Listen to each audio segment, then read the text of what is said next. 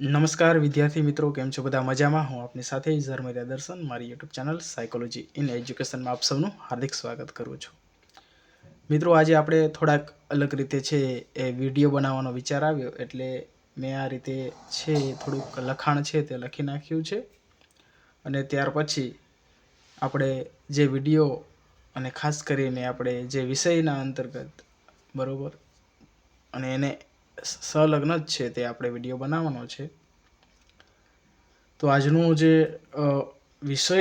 વિષય છે આપણે વાત કરીએ તો કે જે સિદ્ધાંત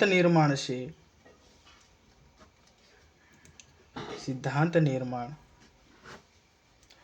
એના અગત્યના ઘટકો વિશે વાત કરવાની છે.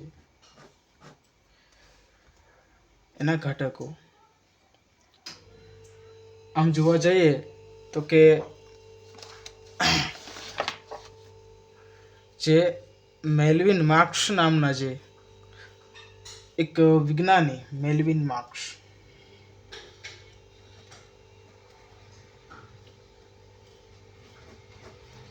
એક વૈજ્ઞાનિકે છે તે સિદ્ધાંત નિર્માણ અંગેના ઘટકો છે જણાવેલા છે.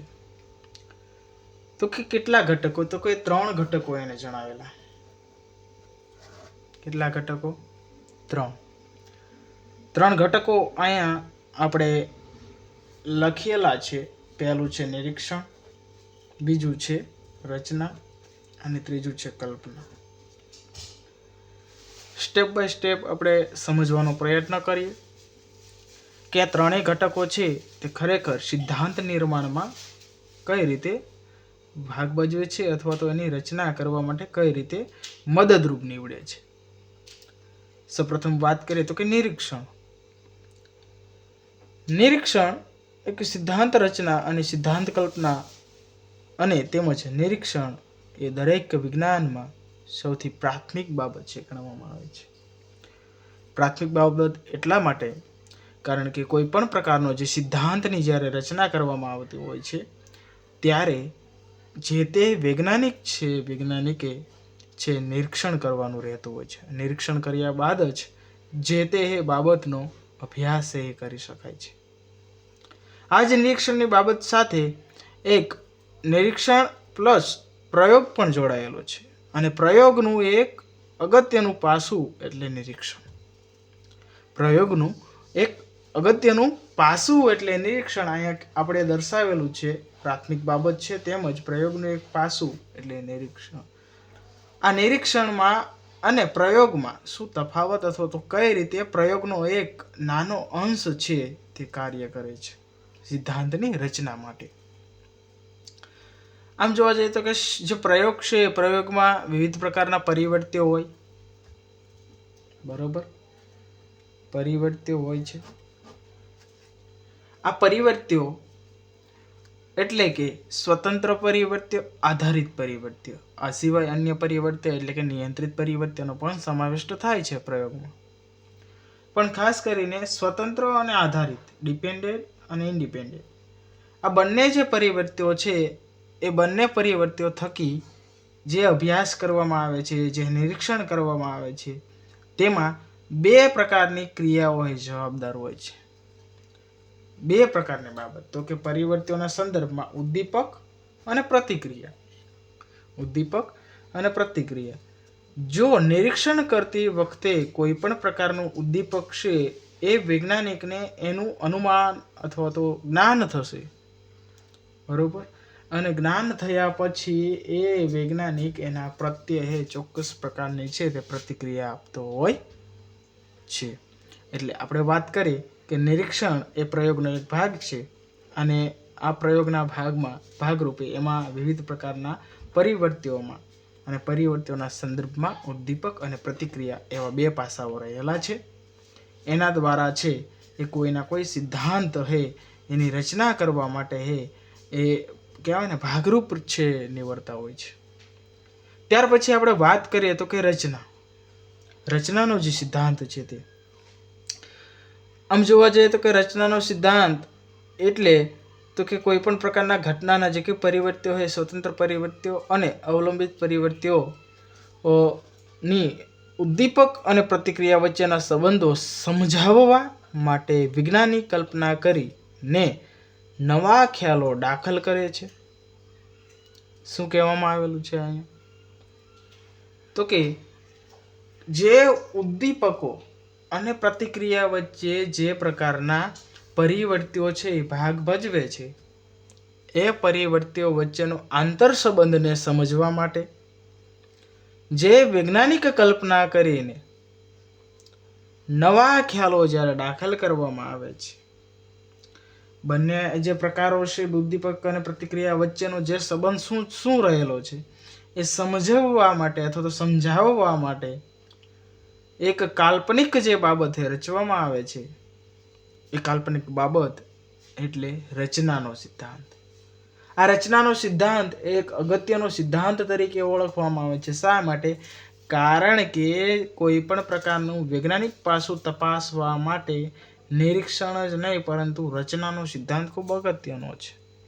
કે કેવી રીતે કાર્ય કરે છે, કેમ કાર્ય કરે છે, શા માટે તે કાર્ય કરે છે, શું પ્રોસેસ છે, તો એ રચનાના સિદ્ધાંત દ્વારા સમજી શકાય છે. ત્યાર પછી વાત કરીએ આ જ રચનાના સિદ્ધાંતમાં અમુક જે વૈજ્ઞાનિકો છે એમને એક વિશેષ જ્યારે પણ કોઈ પણ પ્રકારનો સિદ્ધાંત આપ્યો હોય, અહીંયા વોલપોટની વાત કરી છે તો એને વ્યક્તિત્વનો સિદ્ધાંત આપ્યો, પણ એના જે ઉદ્દીપક અને પ્રતિક્રિયા વચ્ચેનો સંબંધ સમજાવવા માટે એને એવું કીધેલું કે એ વ્યક્તિમાં છે એ વિશેષ ગુણો રહેલા હોય છે. તેવી જ રીતે લ્યુને ક્ષેત્ર સિદ્ધાંત આપેલો હોય તો આસપાસનું રહેલું વાતાવરણ એ વ્યક્તિના વર્તનને છે એ અસર કરતું હોય છે. તેમજ ફ્રોઈડનો અબોધ મનનો સિદ્ધાંત, બરોબર, ચેતન અને અચેતનનો જે સિદ્ધાંત, અચેતન વિશે જેને ફ્રોઈડે ખ્યાલ આપેલો છે, તો એને એક ચોક્કસ છે એક રચના સિદ્ધાંત દ્વારા સમજાવવાનો પ્રયત્ન કર્યો, તેમજ એને નિરીક્ષણ કર્યું, પોતાનો અનુભવ પણ તેની સાથે સંકળાયેલો છે. તેમજ શિક્ષણમાં જે કંઈ ક્રિયા અને સંલગ્ન છે એમાં પ્રબલનની પણ આપણે વાત કરી શકાય છે કે કોઈ એવી રચના કરી તો એ રચના કરવા માટે, બરોબર, શા માટે શાસ્ત્રીય અભિસંધાન હોય, બરોબર, કે ક્રિયા વિશેષણ ક્રિયાત્મક શિક્ષણનો સિદ્ધાંત હોય કે પછી સમષ્ટિનો હોય વગેરે જે શિક્ષણના સિદ્ધાંતો છે એ સિદ્ધાંતોમાં પ્રબલન છે ક્યાંક ને ક્યાંક ભાગરૂપી બનેલું છે. આ સિવાય જે અન્ય જે ઘટક છે, 3 ઘટકમાં આપણે વાત કરીએ નિરીક્ષણની, ત્યાર પછી રચનાનો સિદ્ધાંત અને હવે પછી આપણે વાત કરીશું તો કે કલ્પનાનો સિદ્ધાંત. આમ જોવા જઈએ તો કે કલ્પના એક એવી બાબત છે કે જે કંઈ માહિતીઓ છે એકત્રિત કરેલી છે, એ માહિતીઓ એકત્રિત કરેલી હશે તે અસંગઠિત હશે, અયોગ્ય હશે, અવ્યવસ્થિત હશે. એ માહિતીને શું કરવાનું હોય, વ્યવસ્થિત ગોઠવવાની, કે આ જે ઢાંચો હોય એ પાસું હોય એ કઈ રીતે ક્યાં ફિટ બેસશે, બરોબર. તો એ સમજવા માટે એક સાંકળરૂપ કડી તૈયાર કરવા માટે વ્યક્તિએ અથવા તો વૈજ્ઞાનિકે છે એ શું કરવું પડશે? કલ્પનાઓ પોતાના મનમાં રચવી પડશે. આ કલ્પનાઓ રચી એક સાંકળરૂપ કડી જોડીને એને સમજાવવાનો પ્રયાસ છે તે કરવામાં આવતો હોય છે. અને એટલા માટે આ એક ઘટક પણ એક સિદ્ધાંત નિર્માણ માટે મહત્વની ભૂમિકા ભજવતું હોય છે. આમ જોવા જઈએ તો નિરીક્ષણ કર્યા પછી જ્યારે છે વૈજ્ઞાનિક કલ્પના રચે છે અને કલ્પના રચ્યા પછી કોઈ એક રચનાત્મક દ્રષ્ટિકોણે સિદ્ધાંત છે રચવાનું કાર્ય છે તે કરતા હોય છે. આમ અનિવાર્ય લક્ષણ છે એ સિદ્ધાંત કલ્પનાનું પણ રહેલું છે. આમ અને અંતે વાત કરીએ તો કોઈ પણ રીતે કસોટી ન થઈ શકે, બરોબર, એવી કોઈ બાબત હોય તો એવો કોઈ સિદ્ધાંત હોય તો એ કલ્પના વિજ્ઞાન અથવા તો કલ્પનાના વિજ્ઞાન માટે હે નકામી બાબત કહી શકાય કે જેમાં કસોટી ન હોય. આપણે એ પણ વાત કરીએ એ લખેલું છે કે કસોટી વગર સિદ્ધાંત હે એની કલ્પના કરવી તો અશક્ય જ રહેલી છે. આ સાથે આપણે એક અલગ રીતે વિડીયો બનાવવાનો પ્રયાસ કરેલો છે.